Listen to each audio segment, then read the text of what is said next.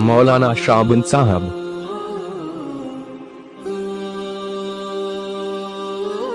Islamic videos के लिए subscribe करें मौलाना शाबन साहब।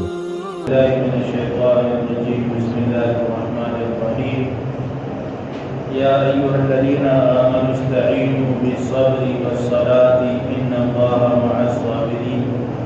ईमान वालों, तुम मदद तलब करो सब्र और नमाज के ज़रिए से। इन्नल्लाहा मअस्साबिरीन, बेशक अल्लाह ताला सब्र करने वालों के साथ है। चाहे वो किसी तरीके की मुसीबत हो। हदीस में फरमाया था कि नबी सल्लल्लाहु अलैहि वसल्लम ने कि अगर किसी का इकलौता बेटा या बेटी अल्लाह ताला ले लेते, या उसका हाथ शल हो जाता है, या उसकी आंखें ज़ाय हो जाती हैं, या कोई भी आज़ाए बदन में से कोई चीज़ें ख़त्म हो जाती हैं, अपाहज हो जाता है, वो बंदा अगर उस पर सब्र करता है तो अल्लाह के नबी फरमाते हैं कि रोज़े क़यामत में अल्लाह ताला फरमाएंगे कि बंदे, मैं खुद उस वक़्त तक राज़ी नहीं होऊंगा जब तक मैं तुझे खुद से जन्नत में दाखिल ना करूं। इसलिए कहते हैं, कहावत है कि सब्र का फल मीठा होता है। अल्लाह के नबी सल्लल्लाहु अलैहि वसल्लम पर बेतहाशा जुल्म सितम ढाए गए, सहाबाए किराम पर, लेकिन अल्लाह ताला ने आप अलैहिस्सलाम को उनके बारे में बद्दुआ करने की या उनसे बदला लेने की, वस्बिर वमा सब्रुका इल्ला बिल्लाह वला तहज़न अलैहिम वला तकु फी ज़ैक़िन मिम्मा यक़ूलून। मना फरमाया कि आप नबी रहमत, आप वक़्फ़िज़ जनाह, अगर वो आपको दुख और तकलीफें पहुंचाई उन लोगों ने, तो आप जख्मी परिंदा बन जाएं। जख्मी परिंदा दोनों बाजुओं को जब फैला देता है, बैठ जाता है, मजबूर हो जाता है, तो अल्लाह ताला फरमाते हैं कि जख्मी परिंदों की तरह अपने बाजुओं को फैला। यही वजह है जब फतह मक्का हुआ था तो सहाबाए किराम में से बाद वो सहाबी थे जिनका नारा क्या था, सुनाया था अल-यौम यौमुल मलहमा, कि आज गोश्त काटने का दिन। आप सल्लल्लाहु अलैहि वसल्लम को मक्का से काफिरों ने निकाला और सहाबाए किराम पर बेतहाशा उन लोगों ने जुल्म किया, लेकिन इसी 10 साल के बाद जब आपने सलाम अपने आबाई वतन को फतह किया, 10,000 सहाबाए किराम की जमीयत थी, तो सहाबाए किराम रिज़वानुल्लाहि अलैहिम का नारा ये था कि अल-यौम यौमुल मलहमा, कि आज गोश्त काटने का दिन है, यानी बदले का दिन है। कि जिस तरीके से उन्होंने हजरत बिलाल, आप सल्लल्लाहु अलैहि वसल्लम पर, हजरत अबू बकर सिद्दीक पर, हजरत उमर पर, अब्दुल्लाह बिन मसूद पर, यानी जितने भी सहाबी थे, हर एक पर जुल्म और सितम उन लोगों ने ढाया था। तो सहाबाए किराम ने यह कहा था कि जो उन लोगों ने नबूवत के शुरू ज़माने में सहाबा और आप अलैहिस्सलाम को दुखें और तकलीफें पहुंचाई थी, उन लोगों ने मारा था, आज हमारी जमीयत, आज हमारी तादाद बढ़कर है, तो आज उनसे बदला खूब नहीं, आज गोश्त काटेंगे। अल्लाह के नबी सल्लल्लाहु अलैहि वसल्लम के साथ खड़े हो गए, आप सफा पर खड़े हो गए। सफा पहाड़ी है, अब तो नहीं है, भाई निशान के तौर पर बना हुआ, आप उस पर खड़े हो गए। फरमाया कि खबरदार ये नारा न लगाओ, अल-यौम यौमुल मलहमा का नारा न लगाओ कि आज गोश्त काटने का दिन है ना। फरमाया कि आज नारा ये होगा अल-यौम यौमुल मरहमा, आज रहम करम का दिन होगा। जिन काफिरों ने, जो काफिर हमारे खून के प्यासे थे हिजरत के राह में, सुने हैं कभी या नहीं, खाली गाड़ी चला रहे क्या क्या सुने کیا سننے ہجرت کے رات رسول اللہ صلی اللہ علیہ وسلم پر جان لیوا حملے کی ان لوگوں نے تیاری کی اور اپنے بسترے پر کس کو سلا کر گئے تھے ڈالنے میں؟ حضرت علی رضی اللہ تعالیٰ تو جان کے اجازت ہے۔ ایسے جانی دشمنوں کو بھی اللہ کے نبی صلی اللہ علیہ وسلم نے فرمایا الیوم یوم المرحمہ، آج بدلے کا دن نہیں ہوگا، آج کس کا دن ہوگا؟ رحم و کرم کا دن ہوگا، بڑے بڑے کافروں کو معاف کیا جائے گا۔ ابو سفیان جو انتہائی کوششوں کے باوجود ناکام رہا، بہت زیادہ سازشیں تھی، بدر کا جو واقعہ پیش ہوا اس کا سبب بھی ابو سفیان نے تھا، بدر کی لڑائی، لیکن اللہ کے نبی نے انہیں کو بڑا بنا دیا اور آج جو آج ابو سفیان کے گھر میں داخل ہو گیا وہ آمن والا ہو جائے، اسے نے چھوڑ تو صبر بہت بڑی چیز ہے۔ فرمایا کہ صبر کرو، آدمی نماز پڑھتا ہے، پہلے تو اچھا کماتا ہے، سب کچھ ٹھیک ٹھاک چل رہا ہوتا ہے، نماز جب سے لگتا ہے تو بعض مرتبہ مصیبتیں بھی آ جاتی ہیں۔ وسوسہ کیا ہوتا ہے؟ میرے اور پہلے ٹھیک تھا، سنی تھا جب ٹھیک تھا، تبلیغ میں آیا جب سے پریشانی ہوتا ہے نا، وہاں نماز پڑھو بولتے نہیں، گھر میں جاؤ بولتے نہیں، پھر بھی کاروبار بھی ٹھیک ٹھاک چل رہے تھے، جب سے اس مسجد کو پکڑا ہوں کاروبار ٹھپ ہو گئے، مصیبتیں شروع ہوئی۔ اللہ کے نبی فرماتے ہیں، ابھی باتیں آ رہی ہیں، اللہ کے نبی فرماتے ہیں اگر کوئی مومن بندہ کسی دکان کے پاس گیا، سامان خریدا، سامان خریدنے کے بعد دام اور قیمتیں جب طے ہو گئی، اب جب سامان لے لیا، پیسے دینے کی بات آئی، جیب میں ہاتھ ڈالا تو دیکھا کہ پیسے نہیں ہیں، گھر میں رہ گئے۔ تو اللہ کے نبی فرماتے ہیں کہ جو وہاں پریشانی اور شرمندگی ہوئی نا دکان والوں کا تصویر کے سامنے، اس شرمندگی کے بدلے اللہ تعالیٰ اس کے تمام گناہ معاف فرما دے۔ جگہ جگہ پر اللہ کے نبی نے ہماری رہنمائی فرمائی ہے۔ تو صبر، مصیبتیں آتی ہیں دنیا والوں کو نہیں مصیبت، کوئی ایسا انسان آپ دکھائیں گے جو ہمیشہ پیدا ہوا جب سے خوش تھا اور مرتے دم تک خوش ہو کر چلا گیا؟ کوئی ایسا، چاہے وہ پیسوں پر ہی سونے والا کیوں نہ ہو، پیسوں پر سونے والا ہی وہ تو بہت زیادہ ہیڈک میں رہتا ہے، رہتا نہیں رہتا، کون مارے گا، کون گولو اٹھا لے گا، رات کو نیند نہیں، دن کو چین نہیں، کھڑی بات۔ فرماتا ہے یا ایھا الذین آمنوا استعینوا بالصبر والصلاۃ، ایمان والوں مدد طلب کرو صبر اور نماز کے ذریعے، ان اللہ مع الصابرین، بے شک اللہ تعالیٰ صبر کرنے والوں کے ساتھ۔ بہت ساری مثالیں ہیں، چند نمونے کے طور پر جو آپ نے سنا ہے وہی مثالیں دی تاکہ سمجھ میں آئے۔ وَلَا تَقُولُوا لِمَن يُقْتَلُ فِي سَبِيلِ اللَّهِ أَمْوَاتٌ، اور نہ کہو تم ان لوگوں کے بارے میں جو اللہ کے راستے میں قتل کیے جاتے، شہید کیے جاتے، اموات، کہ وہ مردہ ہے، بلکہ وہ بلاحیاء، بلکہ وہ زندہ ہے۔ پرسوں یہ آیتیں ہم نے سمجھائی تھی۔ وَلَكِنْ لَا تَشْعُرُونَ، لیکن تمہیں شعور نہیں ان کی زندگی کے بارے میں۔ دیکھیے بہتر بولا کہ جب وہ شہید کیے جائیں تو وہ مرتے نہیں،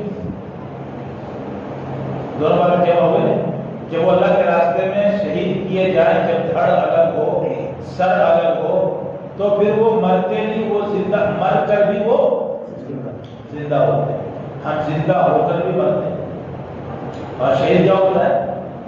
مر کر بھی زندہ ہوتا ہے۔ اچھا جب زندہ ہوتا ہے تو اس کو دفناتے کیوں ہیں؟ یہ ساری باتیں سمجھاتی ہیں۔ انسان جب مرتا ہے، جب اسے شہید کیا جاتا ہے، اس کی گردنیں تو کٹ کے زمین میں دفن کیا جائے گا، اور مردہ سے زندہ سے مطلب یہ نہیں کہ دنیا کے احکام اس پر لاگو ہوں گے، جیسے زندہ آدمی کے بیوی دوسرے سے شادی نہیں کر سکتی، وہ عدت نہیں گزار سکتی، اور باضابطہ جو شہید کیا جاتا ہے اس کی بیوی بھی عدت گزارے گی۔ عدت کا مسئلہ آج ہر ایک زمانے میں پیش آتا ہے، سمجھ لیجیے۔ وہ عورتیں جو عدت گزارتی ہیں اپنی ضروریات کی زندگی کے لیے باہر جا سکتی ہیں۔ مثلاً بعض ایسے کھیڑے ہیں اور ایسے گلیے ہیں جہاں عورتیں دور دراز سے جا کر پانی لاتی ہیں، ایسا ہوتا ہے۔ اپنے کھیت میں گوبر اور کھاد ڈالنے بھی جاتی ہیں کلیا والی، یا شہر کی عورتیں ہیں ترکاری لانے یا اور کوئی چیزوں کی ضرورت پڑتی ہے تو وہ باہر جاتی ہیں۔ اگر اس کے پاس کوئی کام کرنے والا نہیں ہے تو یہ عورتیں اپنی ضروریاتی زندگی کے لیے باہر کا کام جا سکتی ہیں۔ اگر کوئی کام کرنے والا نہیں ہے تو، اگر انتظامات ہیں تو پھر صحیح ہے۔ تو یہ مرتے ضرور ہیں لیکن مر کر ان کی حیات کچھ الگ ہوتی ہے۔ اور اس کو سمجھایا تھا بھائی، اس کو سمجھایا تھا۔ اب یار بات نئے بیٹھے ہیں وہ آدھا سارا سمجھیں گے، کیا سمجھا مجھے؟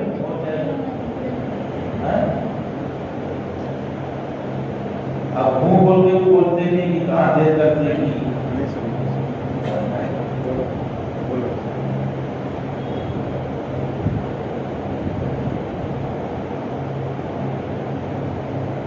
ایک مثال سے سمجھایا تھا کہ ان کی زندگی اوروں مردوں کی زندگی میں بڑا فرق ہے۔ زید بن حارثہ رضی اللہ تعالیٰ عنہ یا کوئی اور صحابی ہیں، غالباً یہی ہے، بخاری شریف کی روایت ہے، جنگ بدر میں آپ شہید کیے ہیں۔ تو اللہ کے نبی صلی اللہ علیہ وسلم کے پاس ان کی والدہ آئی اور کہا یا رسول اللہ صلی اللہ علیہ وسلم آپ مجھے بتائیں میرا بیٹا کہاں؟ اللہ کے نبی نے فرمایا مطلب؟ کہا کہ اگر جنت میں ہے تو میں خوش ہوں، اور اگر معاملہ کچھ اور ہے تو میں خوب ہوں۔ تو اللہ کے نبی صلی اللہ علیہ وسلم نے فرمایا کہ تیرا بیٹا جنت میں ہے اور جنت میں 100 درجے ہیں۔ جنت میں کتنے درجے ہیں؟ 100 درجے ہیں، اور ہر درجے کا فاصلہ ایک آسمان سے دوسرے آسمان کے درمیان ہے۔ تو اللہ تعالیٰ نے تمہارے بیٹے کو سب سے اوپر کے حصے پر رکھا ہے۔ اللہ کے نبی نے فرمایا کہ یہ جو شہید ہوتے ہیں ان کی روحوں کو اللہ تعالیٰ سبز پرندوں کے ہوٹلوں میں رکھتا ہے اور وہ جنت کی ہر طرف پر گرتا ہے، جنت کی ہر طرف سے وہ کھاتا ہے، جہاں مرضی وہ جنت میں گھومتا پھرتا ہے۔ یہ خصوصیت ہے کہ یہ جو شہید ہوتے ہیں جنت میں ابھی پہنچ جاتے ہیں، اور جو عام انسان مرتے ہیں ان کے لیے قبر ہی ہوتا ہے۔ کیا مطلب؟ کہ قبر میں ہی ان کے لیے جنت بھی ہے، قبر ہی ان کے لیے جہنم بھی ہے۔ مرنے والے تو دو طرح کے ہوتے ہیں، ایک تو وہ جو بدمعاشی کر کے مرے، ایک وہ جو اچھائی کر کے مرے۔ تو دونوں کے لیے اجر ہے۔ اچھائی کر کے مرے اس کے لیے جنت کے دروازے کھول دیے جاتے ہیں، کھڑکیاں کھول دی جاتی ہیں حدیث ہے، اور جنت کی خوشبوئیں اس کو محسوس ہوتی ہیں۔ اور جو بد کردار انسان ہوتا ہے اس کے لیے عذاب ہوتا ہے، فرشتے اللہ کی طرف سے حکم ہوتا ہے جہنم کے بسترے بچھاؤ وغیرہ وغیرہ۔ لیکن ان چیزوں کو سمجھنے سے پہلے ایک اور سمجھایا تھا کہ کیا ان مردوں پر ان کے روحوں کو لوٹا دیا جاتا ہے؟ جی، اعادۃ الروح فی الجسد، مرنے والے کے جسم میں اس کے روح کو قبر میں لوٹا دیا جاتا ہے، جس سے فرشتے سوال اور جواب بھی کرتے ہیں۔ یہاں ایک شک کو دور کیا تھا کہ اگر کسی آدمی مومن انسان کو شک ہو کہ بھائی بعض مرتبہ قبرستان سے گزرتے ہیں لیکن قبریں کھلی بھی ہوتی ہیں تو نہ کوئی سانپ دیکھنے میں آتا ہے، نہ اژدہا، اور نہ جہنم کے انگارے ہوتے ہیں، اور نہ جنت کا بسترا ہوتا ہے، نہ جنت کی خوشبو آتی ہے۔ ارے ذہن کبھی آتا ہے، ذہن میں آتا نہیں؟ آتا ہے، آتا ہے۔ اب آنے کے بعد دیتا ہے تو پھر قبر سے نکل ہو جاتا ہے. جب دیکھیں گے، جب مریں گے، جب دیکھیں گے. ابھی بلّہ زندگی ہے، توبہ کر لیں گے مرنے سے پہلے پہلے توبہ کر. یہ انسان کے دل میں شیطان وسوسے ڈالتا ہے. تو ایک ہی چیز سمجھاؤ دیر ہو جاتی ہے. قبر کے حالات اس کو کیا بولتے ہیں؟ قبر کی زندگی کو عالم برزخ، اور اس عالم کو بولتے ہیں عالم دنیا. عالم دنیا، عالم ناسوت. تو اس کی زندگی الگ ہے، اس کی زندگی الگ ہے. مثال سے سمجھایا تھا کہ قبر والے اوپر والے کو دیکھتے ہیں، پر اوپر والے قبر والے کو نہیں دیکھتے. قبر والے کو عذاب یا ثواب ہو اسے محسوس ہوتا ہے، باہر والوں کو محسوس نہیں ہوتا ہے. اچھا یہ بھی بتایا تھا کہ اس عذاب پانے والے مردے کو عذاب یا ثواب پانے والے کو وہاں کی راحتیں اس کی روح بھی محسوس کرتی ہے اور جسم بھی محسوس کرتا ہے. کسی کو کچھ مثالیں یاد ہے؟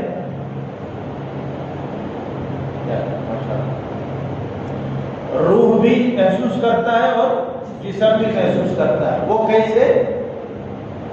جیسے خواب. ایک انسان سو رہا ہے، سوتے سوتے اس کی روح کہاں پہنچی؟ فلاں جنگل میں پہنچی. کوئی شیر یا سانپ نے اسے بھگایا. اب وہ اتنا تیز بھاگا کہ وہ ڈر کے مارے اٹھ بیٹھا، یا کسی اور سے جھگڑا کر رہا تھا، خواب میں کسی نے ایک لٹ مار ڈالی، وہ اٹھ کے بیٹھ گیا. تو مار کھایا کس نے؟ جی روح نے کھایا. کیونکہ روح گھومنے کو گیا تھا، روح گھومنے گئی تھی نا بھائی. تو مار کون کھا رہی ہے؟ روح کھا رہی ہے. تو روح مار کھا رہی ہے اور احساس کس سے ہو رہا ہے؟ جسم کو ہو رہا ہے نا. تو روح مار کھائی اور جسم کو احساس ہوا، اسی لیے جسم اپنی زندگی سے یعنی نیند سے بیدار ہو کر بیٹھ گیا. سمجھا بات ہے؟ ایسے ہی قبر میں عذاب روح اور جسم کو، جس کو جسد مثالی بولتے ہیں. تو قبر میں عذاب و ثواب روح اور جسم دونوں کو ہوتا ہے. روح کو ہوتا ہے اور اس کے وساطت سے محسوس کون کرتا ہے؟ جسم کرتا ہے. اچھا یہ باہر والوں کو پتہ کیوں نہیں چلتا؟ اس کی بھی مثالیں دی. ہاں مثال کیا دیا تھا کہ وہ عالم برزخ ہے اور ہم عالم دنیا میں ہیں. اس کی مثال کیا دیا تھا؟ ہاں برقعے کی مثال کیا تھا کہ ایک انسان یا ایک عورت اپنے پردے میں اور برقعے میں کسی ڈاکٹر کے پاس گئی. اب اس کا پورا جسم تو ڈھکا ہوا ہے، کس کا ہے؟ عورت کی جسم پورا ڈھکا ہوا ہے. یہ اپنی دونوں آنکھوں کے ذریعے سے ڈاکٹر کے پورے کلینک کا بھی معائنہ کرتی ہے اور ڈاکٹر کا بھی معائنہ کر لیتی ہے. لیکن ڈاکٹر اس کا معائنہ نہیں کر سکتا چونکہ اس عورت کے درمیان کیا ہے؟ پردہ ہے. اور پردہ بھی کوئی 10-12 دیوار کا نہیں ہے. پردہ صرف ایک آڑ ہے، ایک دھاگے کا بنا ہوا کپڑا پردہ ہے. اسی پردے کی آڑ کی وجہ سے ڈاکٹر اسے نہیں دیکھ سکتا اور یہ ڈاکٹر کو دیکھ سکتی. ابھی سمجھ میں؟ تو گویا کہ برقع والی عالم برزخ میں ایک فرض کرو ہے نہیں، فرض کرو قبر والے جو ہے نا، قبر والے، تو قبر والے یہ برقعے کے مانند ہیں کہ یہ برقعے میں سے دنیا میں اپنے رشتہ داروں کو، آنے والوں کو یہ پہچانتی بھی ہے برقعے، اور اس کو دکھائی بھی دیتا ہے. اور ادھر سے جانے والے کو اندر کی چیز نہیں دکھائی دیتی کیونکہ وہ عالم برزخ میں جو آڑ ہے، پردہ ہے. اور ان کو ہی تکلیف ہوتی ہے، محسوس وہی کرتے ہیں. اس کی ایک اور مثال دیا تھا، جس سے کوئی کہے کہ میرے سر میں درد ہے اور پاس میں بیٹھنے والا کہے کہ تجھے درد ہوتا ہے تو ہوتا، مجھے تو نہیں ہو رہا، مجھے تو محسوس نہیں. تو محسوس کسے ہو رہا ہے؟ جس سے ہوتا ہے نا. تو عذاب وہاں پانے والا کون ہوتا ہے؟ جسے دفن کیا ہے. ارے سر اس لیے اس میں شک میں نہیں پڑی ہے. قبر کا عذاب یا قبر کا ثواب برحق ہے.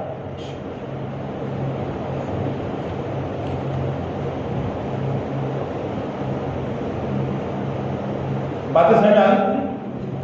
وَلَنَبْلُوَنَّكُمْ بِشَيْءٍ مِّنَ الْخَوْفِ، اور ہم تمہیں آزمائیں گے ضرور بھی ضرور، تمہارا امتحان ضرور لیں گے۔ کس سے لیں گے؟ بِشَيْءٍ، کسی نہ کسی چیز سے لیں گے، مِّنَ الْخَوْفِ، کبھی کس سے لیں گے؟ تمہاری مہنگائی بڑھا کر لیں گے، مِّنَ الْخَوْفِ، دشمن کے مال سے کبھی خوف زدہ ہو جاؤ گے، دشمن کے ڈنڈے دے کر اور بے جا ظلم کرنے والی پولیسوں کے ڈنڈے دیکھ کر اور بے جا کیس مقدمہ ٹھوکنے والی پولیسوں کو دیکھ کر تمہاری نیندیں اڑ جائیں گی۔ آج ہو رہا ہے زمانے میں، اللہ کے نبی نے ان پر لعنتیں برسائی ہے جو ڈنڈا لے کر گھومتے رہتی ہے اور بے جا مسلمانوں پر ظلم کرتے ہیں۔ والجوع، اور ہم تمہیں کبھی آزمائیں گے جس سے مہنگائی کو بڑھا دیں گے۔ مرو ہو گیا، مہنگائی ہے اس زمانے میں، مہنگائی ہو گئی تو کہتے ہیں مہنگائی بڑھا کر بھی تمہاری آزمائش کریں گے کہ دیکھتے ہیں کہ تم مسجد روزانہ آتے تھے، اب مہنگائی بڑھی تو آتے ہی نہیں آتے۔ وَنَقْصٍ مِّنَ الْأَمْوَالِ، اور کبھی تمہاری نوکری چھین لی جائے گی، تنخواہیں کبھی 5-5 6-6 مہینے کی روک دی جائے گی۔ یہ کرشمہ کس کا ہے؟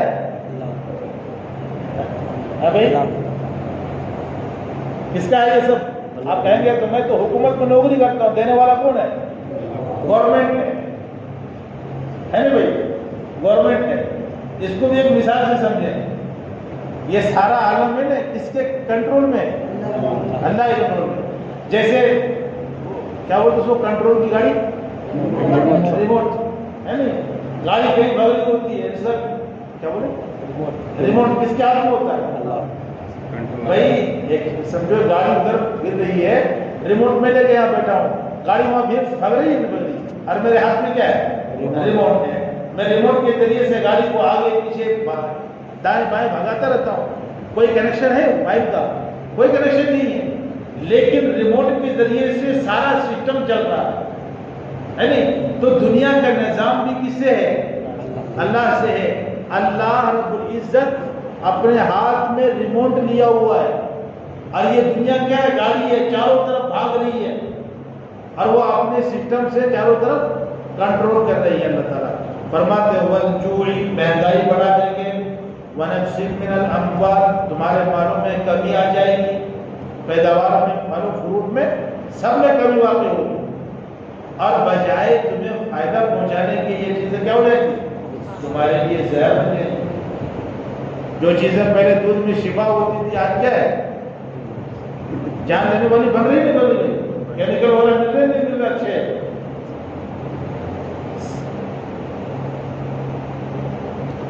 والانفس، اور تمہارے جانوں میں کمی کر کے، جانوں میں کمی، موتیں بکثرت ہوں گی، اور ہم نے 2000 کس میں کتنے دیکھا؟ 2019 سے 2020 تک ہے نہیں، پوری دنیا تھرائی ہوئی۔ کیا امیروں کو تو زیادہ ہوتا ہے، کال اڑت ہے، سارا دولت یہ چھوٹ جائے، تو سارے آدمی پریشان تھے۔ تو اللہ فرماتے ہیں والانفس، تمہارے جانوں میں کمی کر کے تمہارے لوگ مریں گے، بیماریاں مسلط ہوں گی، والثمرات، اور پھل فروٹ میں بھی، وبشر الصابرین، نبی آپ خوشخبری سنائیے صبر کرنے والوں، جو صبر کرتے ہیں ان کے لیے خوشخبری ہے، مصیبتیں آئی ہے یہ بھی اللہ کی طرف سے ہے، اور راحتیں آئی ہیں اللہ کی طرف سے۔ جیسے راحت میں ہم اللہ